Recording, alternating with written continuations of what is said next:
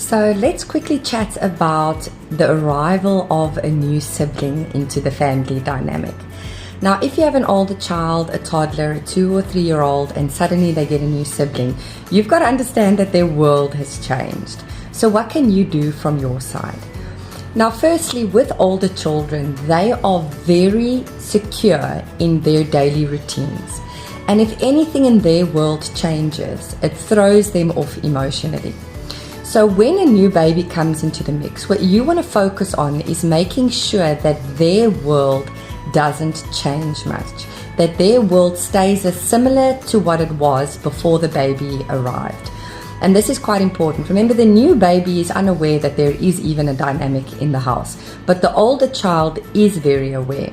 Now, if their world stays the same, they're not even going to care that there's a new sibling in the mix. So keep their nap times, their meal times, keep everything the same.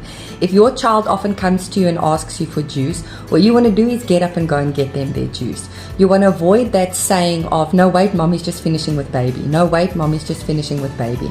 Small babies are teeny tiny. You can literally breastfeed, walk to the kitchen, pour the other one juice, or take the new baby off the breast, quickly go pour your toddler juice, give them their juice, and then you can continue breastfeeding. And if you're giving them the message that nothing is going to change for you, they're really not going to care much about the arrival of the new sibling. Also, if you were always involved in bedtime routine, you need to make sure you're still doing their bedtime routine.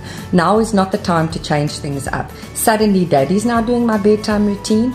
That's going to make them wonder, well, where is my place in this family now? Okay, so make sure as much as their day stays exactly the same. Secondly, a lovely thing to do is get them, even if they're a little boy, get them a doll or a teddy and get them to do to their doll or teddy everything that you are doing with the new baby. So you kind of rope them in and be like, come with mommy, let's go bath our babies. Come with mommy, let's go feed our babies. Okay. So if you can get them to kind of role play with their own doll or teddy, that often helps a lot. Then you want to also avoid saying no to them the whole time. No, don't touch the baby. No, don't touch the baby's face. No, don't kiss the baby like that. Okay. Because now you're giving a negative association with their arrival. So remember, the baby isn't going to break too much, and you want to make sure that they're not harming the baby, of course. But kind of be like, show them what they can do with the baby. Why don't you give baby the dummy? Why don't you put the dummy in the mouth? Okay. So involve them as much as what you can with the new baby within reason. Then that ropes them into it and it makes it part of their daily routine. Then also, you need to structure in some one-on-one time with the older child without their sibling. They need to know that this is still you and me time. You are still very important to me. You are still, you're still my child. You still have a place in my life. Okay, that's also quite important. And then finally, it is quite normal for the older child to have a bit of a regression back into babyhood. Suddenly, a child that was feeding themselves breakfast will say to you, Mommy, I want you to feed me. Don't be like, no, you're a big boy, you're a big girl, you don't need me to feed you. Entertain that little bit of a regression. If they want to go back a little bit into babyhood, or Mommy, I also want a dummy, give them a dummy, okay, don't worry about that.